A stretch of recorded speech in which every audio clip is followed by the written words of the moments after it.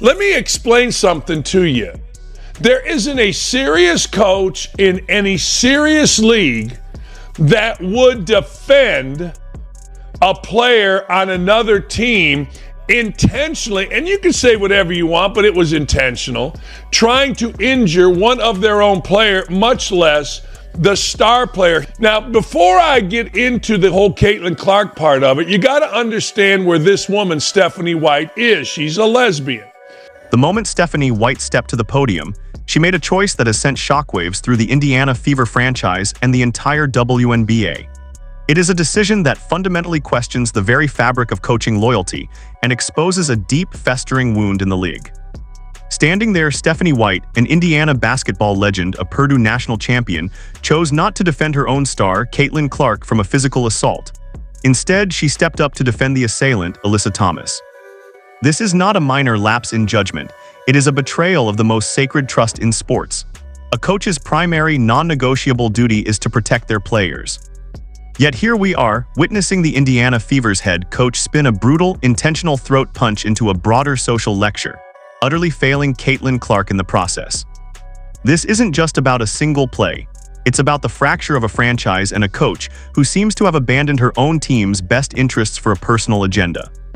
The very foundation of what a professional sports league should be is being questioned, as a head coach openly sides with an opponent over her own franchise's lifeline. We are left to ask, is this a basketball coach, or has Stephanie White become the face of something far more complex and concerning for the future of the Fever? Please. So much more toxicity, racism, homophobia, straight out like nonsense, hate nonsense. And it is absolutely unacceptable. Most of this coming from the online community. Most of this, in my heart of hearts, I believe, not coming from WNBA fans, Indiana Fever fans. I believe that this is people who are using our league, using our players to further divisive agendas. Can you hold on for 1 second? Hold it there. While Stephanie White stood at the podium, her words were almost inconceivable. She spoke of an unacceptable amount of online toxicity, but the context was deliberate and damning. She used the platform not to rally around Caitlin Clark, the player who was targeted and physically attacked, but to absolve Alyssa Thomas of accountability. This is a staggering strategic failure for the Indiana Fever. In any serious league, the immediate fallout of a star player being attacked is a unified front of outrage from the franchise. General managers, coaches, and teammates rally to signal that such actions will not be tolerated.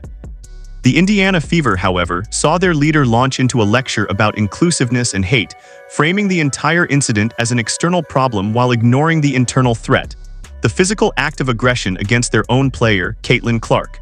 The long-term consequences for the Fever are already manifesting. A locker room is a delicate ecosystem, and when the head coach refuses to champion her star player, it sends a dangerous message to the rest of the roster. It says that performance and loyalty are not rewarded with protection. For the Fever's future, this is catastrophic. How can the front office expect to build a winning culture around Caitlin Clark when Stephanie White has so clearly demonstrated where her allegiances lie?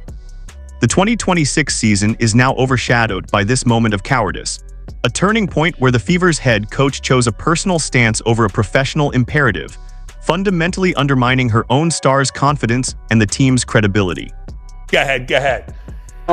It's not acceptable. Yes, we have to continue to protect our players. We've got to continue to support our players in our league.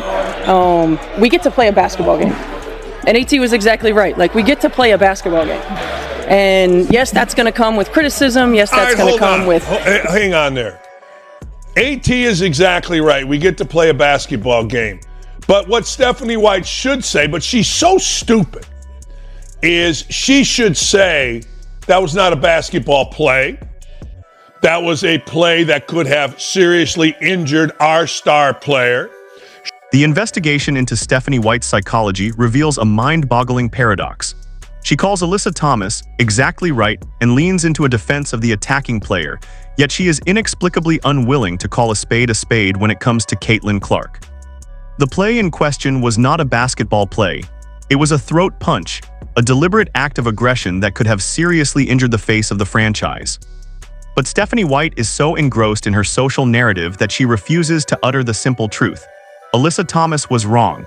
This is not a comparison to previous league eras, but a distinct deviation from them. In the history of sports, coaches have always been the most vocal defenders of their players. It's an unspoken rule. The fact that Stephanie White has turned this into a debate about personal identity rather than a clear-cut case of assault is a dangerous precedent. It indicates a coach so consumed by her personal ideology that she has lost the ability to assess the game objectively. Her refusal to condemn the WNBA's Week 1 game suspension for Alyssa Thomas is a tacit endorsement of the violence. She is prioritizing the protection of a marginalized community over the protection of her own star, a decision that borders on professional malpractice. When a coach trivializes a physical attack on Caitlin Clark by framing it as an issue of online hate, she is not only failing her player, but also normalizing a culture of violence against the very athletes the league claims to protect. Stephanie White is not acting like a coach. She is acting like an advocate for everyone except Caitlin Clark. There is no vehement discussion by anybody, whether it's Amber Cox, Kelly Krautspoff, whatever the hell her name is. Those are the front office folks. There's never a discussion with the media about Caitlin Clark, about defending Caitlin Clark. Never. She talked more glowingly and more in support of Alyssa Thomas, who is a known thug in that league, let's be honest, than she ever has about her own player. Why? Don't know. You can think maybe because... The financial and team chemistry implications of Stephanie White's stance on Alyssa Thomas are staggering. This is not just about a coach's press conference. It's a franchise-altering event that could dismantle the Indiana Fever's future. By refusing to vehemently defend Caitlin Clark from the league's known aggressors, Stephanie White is actively eroding the value of her own team. Caitlin Clark is the revenue engine, the global superstar who has single-handedly raised the Fever's profile. Yet her coach has shown more glowing support for Alyssa Thomas, a player known for physicality, than she has for her own player. This is a recipe for disaster. The high-stakes climax of this story is the impending friction. How long before the front office realizes that their coach is a liability to their biggest asset? The league is under scrutiny, and the failure to protect Caitlin Clark is glaring. If Stephanie White is more concerned with backing her own identity politics than with winning basketball games, she must be replaced. The Indiana Fever cannot afford to have a coach who treats her star player as an afterthought. The future predictions are grim. Continued locker room discord, a potential exodus of free agents who see a coach without loyalty, and a fractured relationship between the franchise and its most important player. The only logical solution is a change. The Fever must get rid of Stephanie White and find a coach who understands that their job is to protect Caitlin Clark. The question of her replacement is no longer hypothetical.